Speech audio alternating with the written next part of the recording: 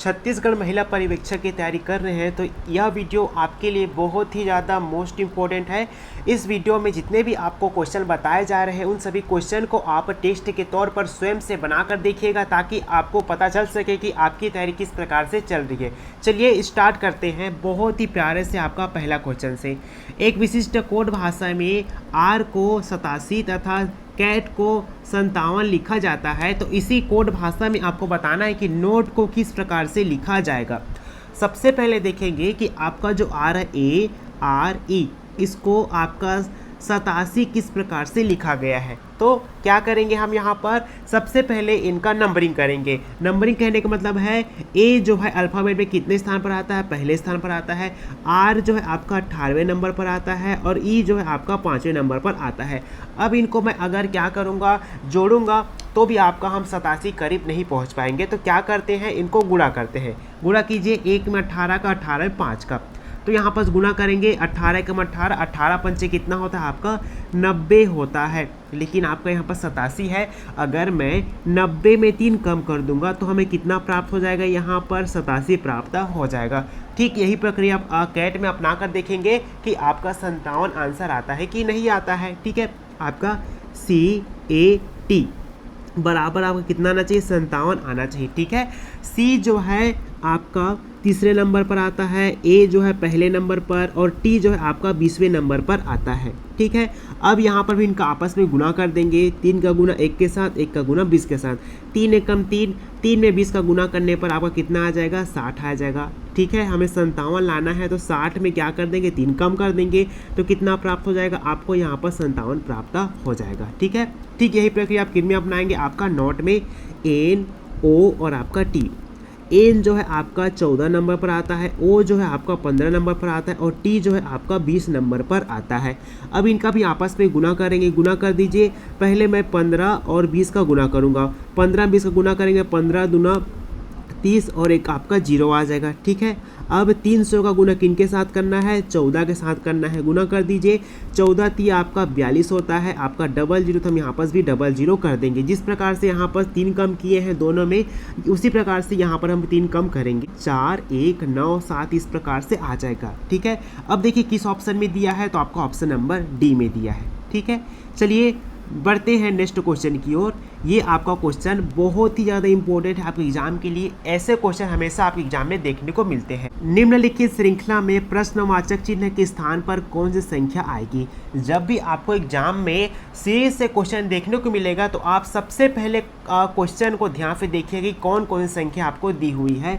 हमें यहाँ पर 2 5 9 16 27 क्वेश्चन मार्क और आपका यहाँ पर 74 दिया हुआ है। ठीक है, तो यहाँ पर हम देख रहे हैं कि संख्या जो है किस प्रकार से मतलब छोटे से बड़े की ओर जा रहा है। तो इस स्थिति में हम क्या करते हैं, सबसे पहले हम चेक करें कि इनका अंतर लेते हैं। ठीक है, तो देखिए आपका 2 से 5 हुआ यानी कि कितना बढ़ा, 3 बढ़ा। 5 से आपका 9 हुआ तो आपका 4 बढ़ा।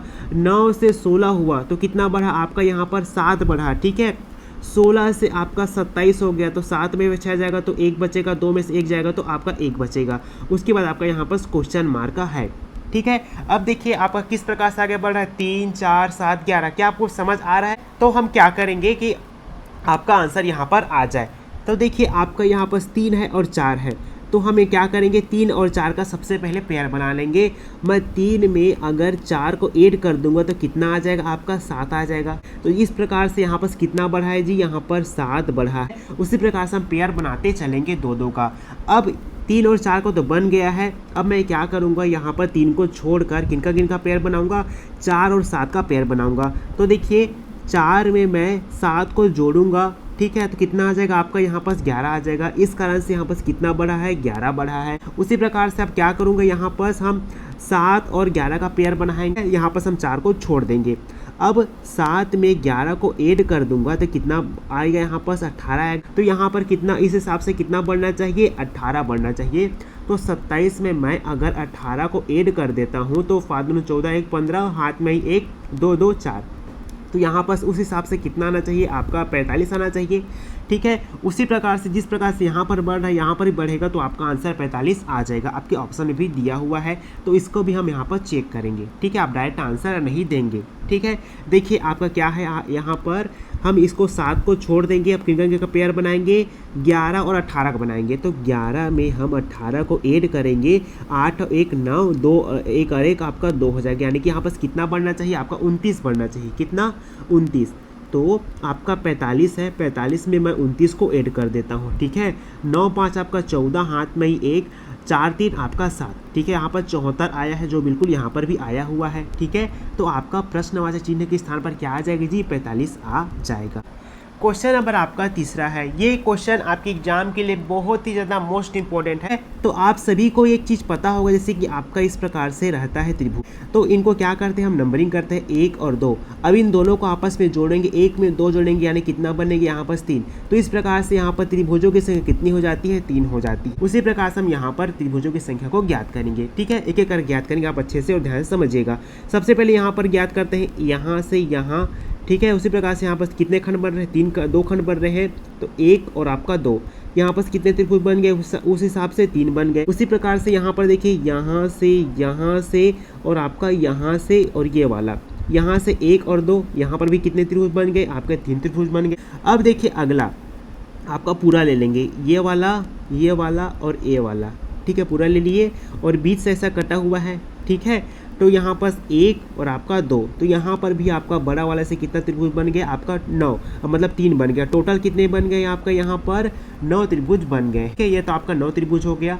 अब यहाँ पर देखिए आपका ये वाला, यहाँ से यहाँ, ये वाला कितना हो जाएगा आपका, ये 10वां हो जाएगा, ठीक है, ये 10 हो गया।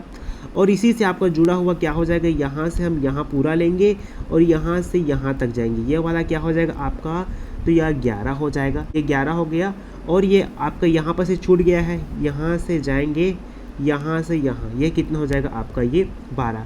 तो इस प्रकार से इस क्वेश्चन में कुल कितने त्रिभुज बने हैं, तो आपका 12 त्रिभुज बने हैं।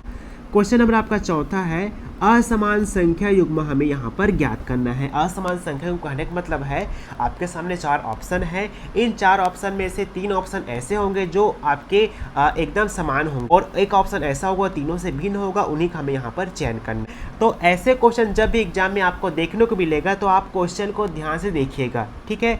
आपका 16, 8, 4, 5, 9, 6 और 36 और आपका यहाँ पर 9। अब इन संख्या को ध्यान से देखने पर यहाँ पर पता चलता है आपका 16, 4, 9 और 36 ये किसी न किसी संख्या का क्या है, आपका स्क्वायर है।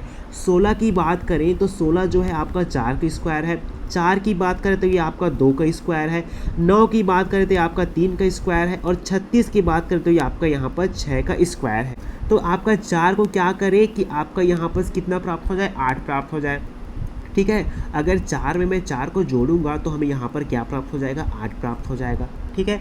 उसी प्रकार से आपका ये 2 है, 2 में कितना जोड़ने पर 5 प्राप्त होगा, तो 3 जोड़ने पर आपका यहाँ पर 5 प्राप्त होगा। उसी प्रकार से जो आपका 3 है, 3 में कितना जोड़ने पर 6 आएगा, तो 3 में अगर मैं 3 को ऐड कर दूंगा तो हमें 6 प्राप्त हो जाएगा, ठीक है। उसी प्रकार से आपका 6 है, 6 में कितना जोड़ने पर 9 प्राप्त होगा, तो 6 में हम 3 को ऐड कर देंगे तो हमें यहाँ पर 9 प्राप्त हो जाएगा। अब यहाँ पर ध्यान से देखिए, यहाँ पर 3, 3, 3, इन तीनों में हम 3, 3 ऐड किए हैं, लेकिन आपके यहाँ पर हमने कितना ऐड किया है, 4 ऐड किया है। तो ये तीनों तो आपके समानता रखते हैं एक जैसा, लेकिन आपका ऑप्शन नंबर ए जो है इनसे भिन्न है, तो असमान कौन सा हो जाएगा, आपका ऑप्शन नंबर ए हो जाएगा। चलिए बढ़ते हैं इसी तरह से आपके नेक्स्ट क्वेश्चन की ओर। ये क्वेश्चन आपके एग्जाम के लिए बहुत ही ज़्यादा इंपॉर्टेंट है, ऐसे क्वेश्चन आपके एग्जाम हमेशा देखने को मिलते हैं। लुप्त संख्या हमें यहाँ पर ज्ञात करना है।